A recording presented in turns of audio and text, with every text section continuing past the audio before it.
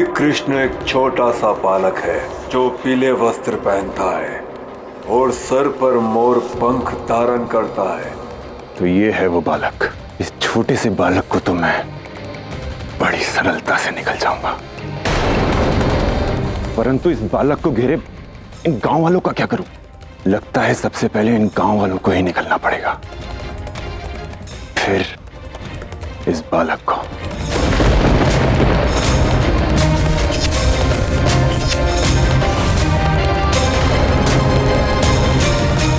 नहीं, इतना उतावलापन भी उचित नहीं। सर्वप्रथम मुझे इस गांव में रहने के लिए कुछ ना कुछ प्रबंध करना होगा।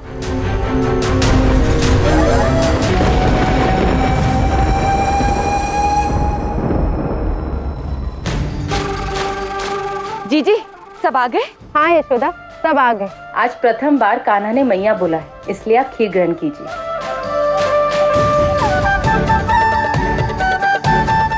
खीर खाने को मिलेगी, आनंद आएगा।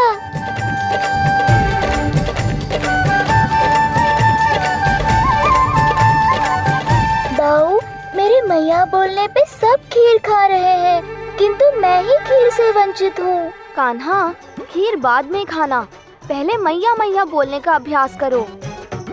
आपसे तो बात करना ही व्यर्थ है, सहायता करने के आस्थान पर मेरा उपहास बना रहे हो। सहायता अभी करता हूँ। अरे अरे, देखिए देखिए, आप सबने कान्हा को अकेला क्यों छोड़ दिया? क्यों, क्या हो गया? अब देखिए कैसे मुंह फुलाकर खड़ा है।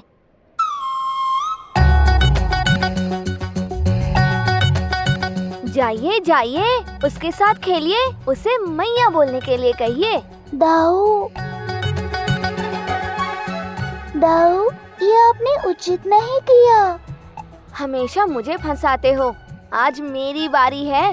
बड़े भाई होते ही इसीलिए हैं। चलो, बहुत मैया मैया कह लिया, अब मेरे नाम से मुझे पुकारो ना कान्हा। अरे, ये कहाँ फंस गया मैं? बच्चों, कान्हा ने अभी केवल मैया बोलना सीखा है, शीघ्र ही ये सब कुछ बोलने लगेगा और तब तुम्हारा नाम भी बोलेगा। ठीक है काकी। आज तो मैया ने बचा लिया, परंतु मैं आपको छोड़ूंगा नहीं दाऊ। अब देखते हैं तुम क्या करते हो कान्हा। दाऊ, बलराम और मेरे आराध्य के बीच ये नोकझोंक देखकर बड़ा ही आनंद आ रहा है।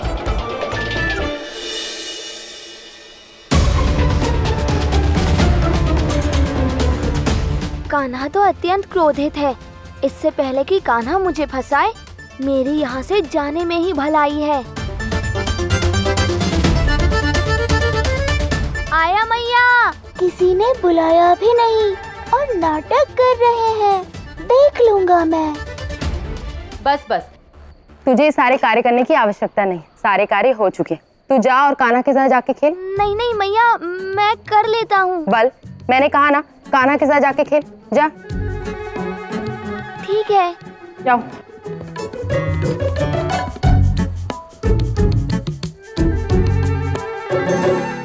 मैं आपसे बहुत रुष्ट हूँ दाऊ। मेरी सहायता करने के बजाय मुझे ही संकट में डालकर चले गए ना। अच्छा बाबा, अब क्षमा कर दो, पुनः ऐसा नहीं करूँगा।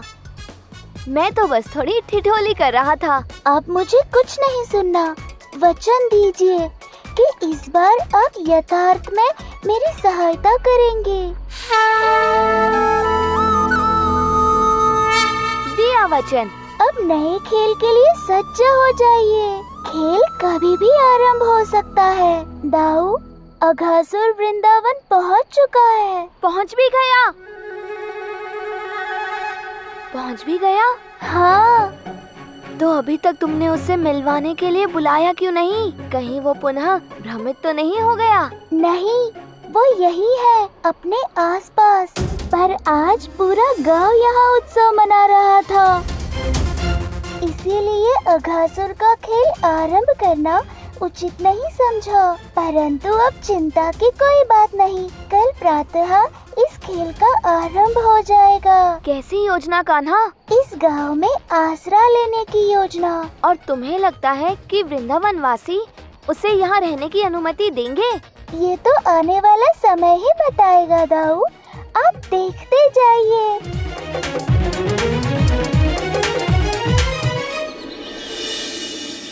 आप सभी जानते हैं कि जब जब भी हमने किसी अपरिचित को आसरा दिया है, तब तब हम किसी न किसी संकट में अवश्य फंसे हैं। और तो और हमें तो ये ज्ञात भी नहीं कि ये व्यक्ति है कौन, कहां से आया है। उचित कहा आपने आर्य। हमें किसी भी अपरिचित व्यक्ति को हमारे वृंदावन में रहने की अनुमति नहीं देनी चाहिए। भैया, आपको उन्हें एक रात्रि की भी अनुमति नहीं देनी चाहिए थी। मुखिया जी के लौट के आने की प्रतीक्षा करनी चाहिए थी। क्षमा चाहता हूँ यशोदा रानी, परंतु कल रात्रि आपके घर बहुत आनंदमय वातावरण था। ऐसे आनंदमय वातावरण को विघ्न डालने का मन ही नहीं किया, तो सोचा कि मुखिया जी के आने तक इनको आश्रय दे देते हैं। कोई बात नहीं, किंतु अब हम उन्हें यहाँ नहीं रहने दे सकते। हम आपकी बात से सहमत हैं मुखिया जी, अब हम इन्हें यहाँ और नहीं रहने दे सकते। बहुत दिनों के पश्चात हमारे वृंदावन में शांति लौटी है। आज हमारा वृंदावन एक ऐसा स्थान है जहाँ न हमें कोई समस्या है, न किसी का भय। मुझे मेरे कान्हा के साथ साथ अन्य बच्चों की भी बहुत चिंता है। मैं नहीं चाहती कि पुनः यहाँ की शांति भंग हो और बच्चे असुरक्षित। हाँ, यशोदा रानी उचित कह रही हैं। ये सब तो रुकने देने के लिए मान ही नहीं रहे। मुझे कोई और योजना बनानी होगी। प्रणाम। प्रणाम। प्रणाम मुखिया जी, क्षमा कीजिए मुझे आने में विलंब हुआ। कल रात्रि आप लोगों ने मुझे यहाँ आश्रय दिया, उसके लिए आप सबको धन्यवाद। परंतु मेरी आप सबसे विनती है कि मुझे यहाँ कुछ दिन और रहने की अनुमति दी जाए। मैं यहाँ बसने नहीं आया, अपितु मैं तो यहाँ व्यापार करने आया हूँ, जिसके लिए मुझे आप सभी की सहायता की आवश्यकता है। कैसा व्यापार, और हम इसमें आपकी क्या सहायता कर सकते हैं? लगता है आप सभी अपने वृंदावन से बाहर नहीं गए, अन्यथा आपको ज्ञात होता कि आपके गांव के समीप एक बड़ा सा पर्वत है जिसमें लोहा ही लोहा है। लोहा?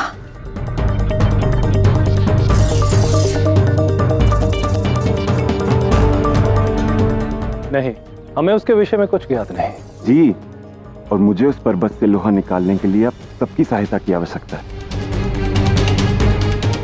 और उस पर्वत पर इतना सारा लोहा है कि कोई भी गांव शीघ्र संपन्न हो सकता है। क्या आप सत्य कह रहे हैं? हाँ हाँ, तब तो मुखिया जी ये गांव के लिए बहुत ही शुभ समाचार है। इससे हम नए व्यापार का आरंभ कर सकते हैं। मुखिया जी, यदि आप अपने लोगों को मेरी सहायता करने की अनुमति देते हैं तो मैं आपको वचन देता हूँ कि मैं आपके इस वृंदावन को बड़ी मात्रा में लोहे के अयस्क उपलब्ध करा सकता हूँ, वो भी निःशुल्क। निःशुल्क? तनिक सोचिए, यदि आपके पास लोहा हो तो खेती करने के लिए आप स्वयं उपकरण बना सकते हैं, और तो और उन्हें बनाकर आप अन्य गांवों को बेच भी सकते हैं। इससे आपका ये वृंदावन समृद्ध हो जाएगा। मुझे लगता है ये सज्जन उचित कह रहे हैं मुखिया जी, इससे हमारे वृंदावन का ही भला होगा। मुझे भी लगता है मुखिया जी कि आपको एक बार इस विषय पर विचार करना चाहिए।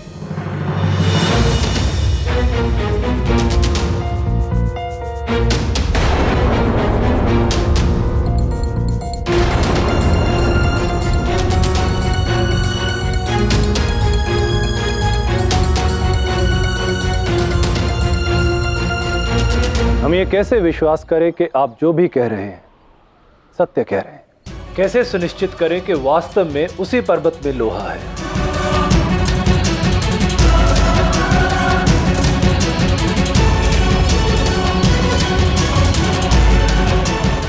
ये देखिए, मैं स्वयं उस पर्वत पर जाकर थोड़ा लोहा लेकर आया।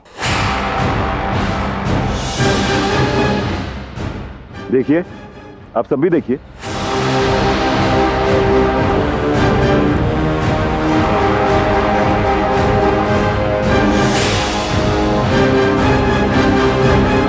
आप सभी को देखकर ऐसा लग रहा है कि आपको इन सज्जन की बात से कोई आपत्ति नहीं है।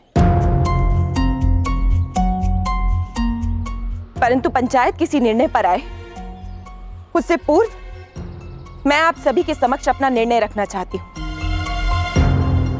मैं इस सब से सहमत नहीं हूँ। मुझे इन सज्जन पे बिल्कुल विश्वास नहीं है।